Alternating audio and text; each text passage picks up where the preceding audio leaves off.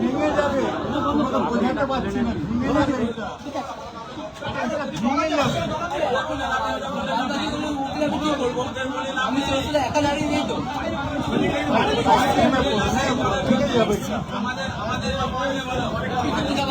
আরামসে দাঁড়া না, বসে পড় না ঘন্টাতে, ভেঙে যাবে, ওটা ভাঙা, বোঝাতে পারছি না। তোমাদের তো নাম দিয়ে পড়লে লাইনিং স্টার্টিং যাবো, লাইনিং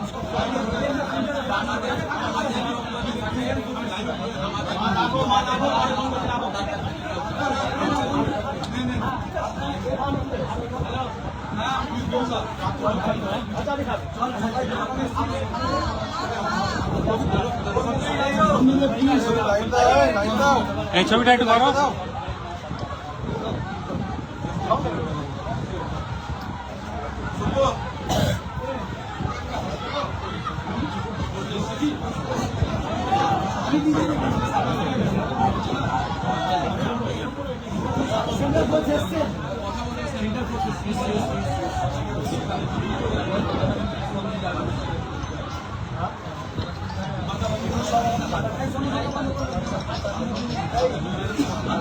হ্যালো, খুব বাজে অবস্থার মধ্যে আছে, আমি বেরিয়ে দিচ্ছি। দেখুন কি কি আছে নর্মালি দেখতে হবে।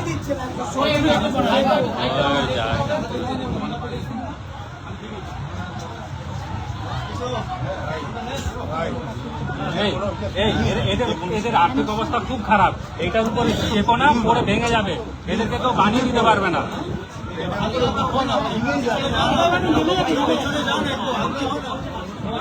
বাইরে থেকে লোক ঘুরতে পারবেন, বাইরে থেকে লোক ফাঁকা হয়ে গেল।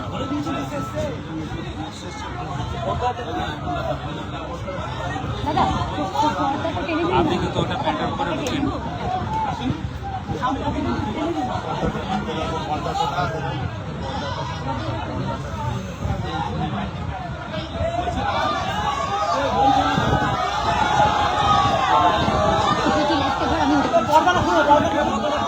পর্দাটা খুলে না,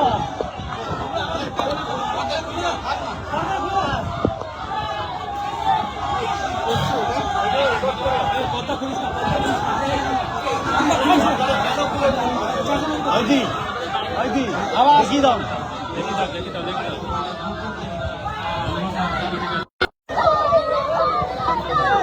ভিডিও এ মারতে মারতে মারতে দিয়ে দেবে, ভিডিও এ করছে।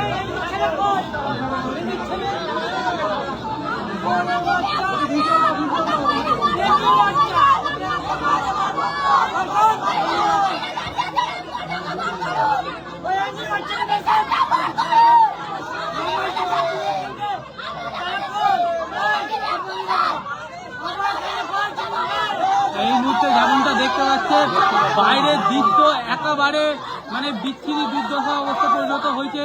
প্রশাসন নাকি এখনো এসে পৌঁছায়নি এই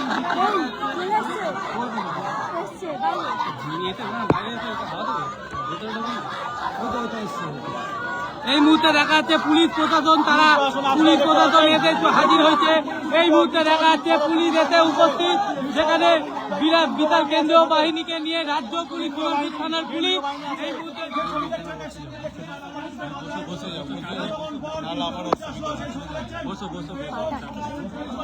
তুমি রিল্যাক্স। এবং তারপরে বাইরে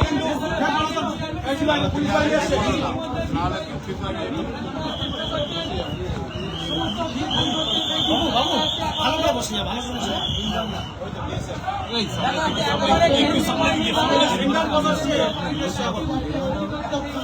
ওদেরকে বলো বাইরে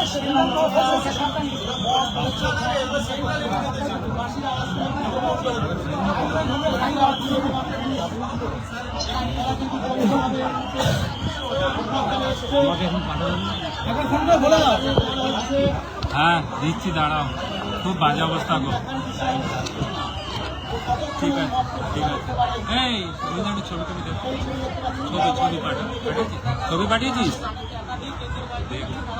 এইটা হচ্ছে অনেক ছবি পাঠাতে আমাকে দিচ্ছি।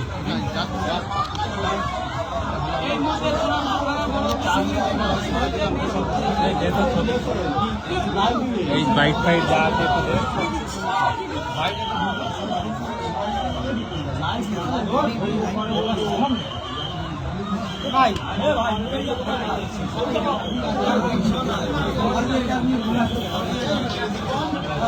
অভিষেক আছে পরে কথা অভিষেক ব্যানার্জির ওখানে আছি পরে কথা বলছি কেন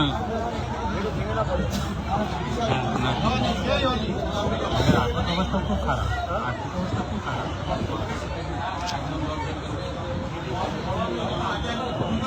বাবা গড়িয়াহাটে হকারি গড়িয়াহাটে হকারি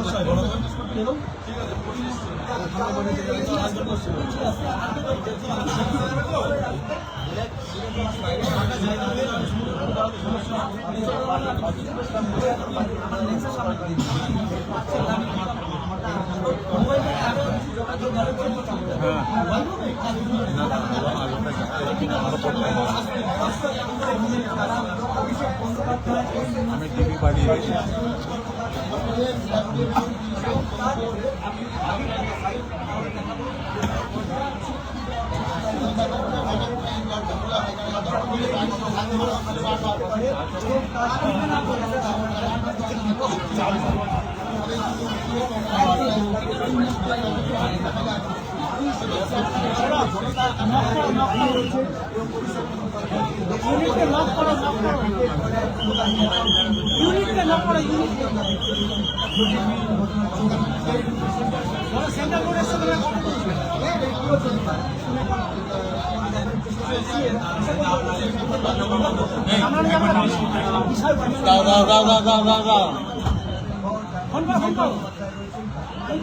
শ্রমিক ভট্টাচার্য বলেছেন যে হামলা হয়েছে তার সাথে বিজেপির কোনো সম্পর্ক নেই, বিজেপির কেউ জড়িত নেই, শ্রমিক ভট্টাচার্য বলেছেন এবং তার সঙ্গে তিনি আলো করে সবাই জানেন।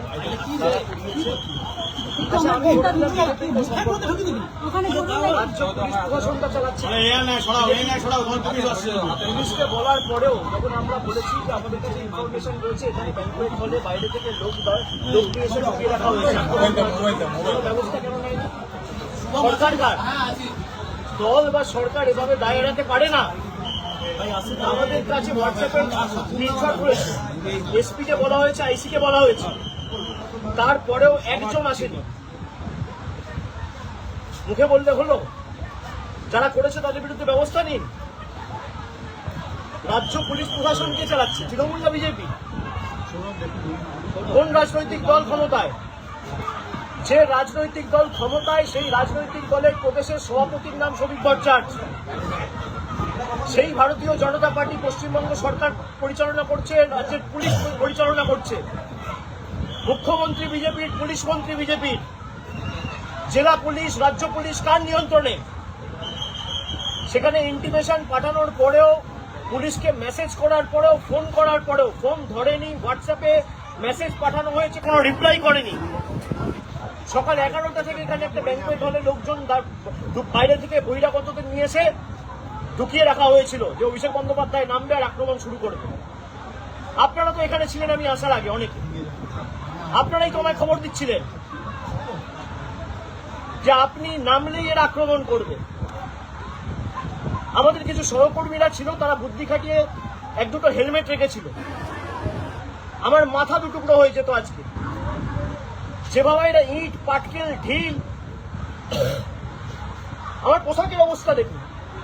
এই বিজেপির গণতন্ত্রের নমুনা। মহিলাদের চুল ধরে টানছে, জামা ছিঁড়ে দিচ্ছে। আমার সাথে আমার সহকর্মী যারা এসছে, 2-3 জন মহিলা, তাদেরকে লাথি মেরে রাস্তায় ফেলে দেওয়া হচ্ছে। তাহলে কৃষ্টি সংস্কৃতি এটা? আমাদের দলের একজন আমার সহকর্মী দীর্ঘদিনের, সে মারা গেছে, তার পরিবারের সাথে আমি দেখা করতে আসতে পারি না? আমি এখানে কি করতে এসেছি যে আমাকে এরকম ভাবে আটকানো হবে? এলাকার কোনো মানুষ আমায় আটকেছে? মানুষ দুধারে দাঁড়িয়ে আশীর্বাদ করছে, সৌজন্য বিনিময় করছে, হাত নাড়ছে। আর বহিরাগত বিজেপির গুন্ডারা ইট পাটকেল ছুটছে। আমি তো দেখিয়েছি আপনাকে, আমার চোখে 7 বার অস্ত্রোপচার হয়েছে। 10 বছর আগে রোড অ্যাক্সিডেন্ট হয়েছিল, ইট পাটকেল ছুড়েছে আমার, ডান চোখ বাঁ চোখ দুদিকেই। চশমার অবস্থা দেখুন, জামার অবস্থা দেখুন, গেঞ্জির অবস্থা দেখুন, পেটে, মুখে, বুকে, গালে, কপালে, যেখানে পেরেছে। কেউ ঘুষি মেরেছে, ইট পাটকেল মেরেছে। তো বিজেপি যদি এর সাথে জড়িত না থাকে, বিজেপি ব্যবস্থা নিচ্ছে না কেন? রাজ্য পুলিশ প্রশাসন তো বিজেপি। এতক্ষণ পর পুলিশ এবং সেন্ট্রাল ফোর্স সে দেরিতে হয়েছে, টনক নড়েছে, কিন্তু পুরো ঘটনার ডিটেলস আমাদের কাছে তো রেকর্ডেড রয়েছে। তাই তো এরা এড়িয়ে যেতে পারবে না। আমি এই ঘটনাকে কেন্দ্র করে আমি হাইকোর্টেও যাব, আমি সুপ্রিম কোর্টেও যাব। যারা বাংলায় বলতো না জঙ্গল রাজ চলছে, 15 বছরে কোনোদিন বাংলায় এই ঘটনা মানুষ দেখেনি। যারা আগে বিরোধী দলের রাজনীতি করত, 10টা করে গাড়ি নিয়ে কেন্দ্রীয় বাহিনী নিয়ে রাজনীতি করত। কেন্দ্রীয় বাহিনী নিয়ে রাজনীতি হয় না। যারা আমাদের কটাক্ষ করতো যে আমরা বিশাল পুলিশের কনভয় নিয়ে ঘুরে বেড়াই, আজকে কিছু নেই তাও মানুষের সাথে। আর এই সরকারের থেকে আমি নিরাপত্তা আশাও করি না।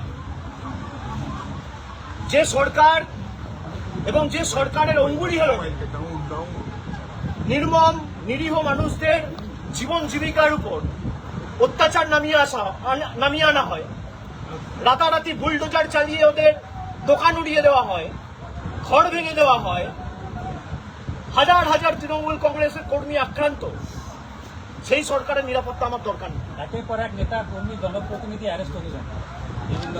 দেখুন, আমি এই স্পেসিফিক ইস্যু নিয়ে এসেছি। আমি এখানে প্রেস কনফারেন্স করতে বসিনি। যখন প্রেস কনফারেন্স করবো তখন আপনারা একাধিক প্রশ্ন করবেন। আজকে এই ঘটনা নিয়ে আপনাদের কোনো প্রশ্ন থাকলে আমি উত্তর দিয়েছি।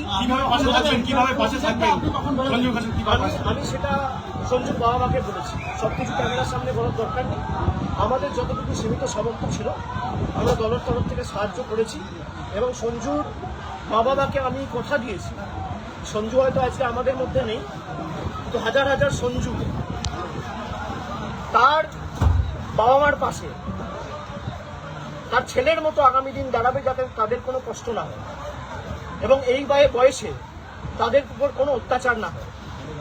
আমরা আমাদের সামর্থ্য সীমাবদ্ধ ক্ষমতা অনুযায়ী যতটুকু আর্থিক সাহায্য সহায়তা করার করেছি এবং আগামী দিনও করব। এখানে সঞ্জুর দিদি আছে, তার সাথে আমার কথা হয়েছে।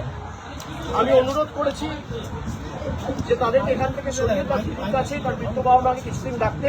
আর আমি হোয়াটসঅ্যাপ নাম্বার নিয়ে যাচ্ছি, আমি কন্টিনিউয়াস যোগাযোগে থাকি। এবং এই ঘটনা নিয়ে এখনো পর্যন্ত কোনো সদর্থক ভূমিকা কমপ্লেন হওয়ার পর থেকেও পুলিশ নেয়নি। ছেলেটাকে যেভাবে পিটিয়ে খুন করা হয়েছে, ও বাড়িতে এসে মা বাবা চিন্তিত হবে বলে বলেনি। হঠাৎ করে এক সপ্তাহ পর তার মাথা ঘুরছে, বমি পাচ্ছে, মাথায় অসহ্য যন্ত্রণা হচ্ছে। তারপর নিয়ে গিয়ে যখন শিশু মঙ্গলে ভর্তি করা হয়েছে, জানা যাচ্ছে মাথায় ক্লট। এবং তারপর কি হয়েছে আপনারা জানেন, প্রায় 40-50 জন তাকে ফেলে পিটিয়েছে। তার মা আমাকে বলছে, তার বাবা আমাকে বলছে, কোনো ব্যবস্থা এখনো পর্যন্ত পুলিশ নেয়নি। এই হচ্ছে পুলিশের নিদর্শন। গত 1 মাসে এই যে পুলিশের পরিবর্তন, যারা পুলিশে কাজ করছেন, আমি বলবো সংবিধানকে সামনে রেখে নিয়ম অনুযায়ী কাজ করুন। একটা মৃত্যু, যে কোনো মৃত্যু মর্মান্তিক, দুর্ভাগ্যজনক, হৃদয় বিদারিত, প্রেরণাদায়ক। রং না দেখে গ্রেফতার করুন যারাই যুক্ত। আপনি একজন সাংসদ, সেখানে দাঁড়িয়ে আপনার যে ক্যামেরার সামনে যদি প্রকাশ্যে মিডিয়ার সামনে মারা হয়, তাহলে গোটা বাংলা জুড়ে যারা তৃণমূল কংগ্রেস কর্মীরা আক্রান্ত হচ্ছে, তাহলে সেটার মানে কিভাবে হচ্ছে, কেমন আপনি মনে হয়? আমি স্যালুট জানাই তৃণমূল কংগ্রেসের কর্মীদের, এখনো যারা রাস্তায়। এবং আগামী দিন কারোর উপর আক্রমণ হলে আমি যেভাবে আজকে নেমেছি রাস্তায়, আমি তাদের পাশে থাকবো। ভয়ের কোনো কারণ নেই। লড়াই শুরু হয়েছে, এই লড়াইয়ের শেষ আমরা দেখে ছাড়বো।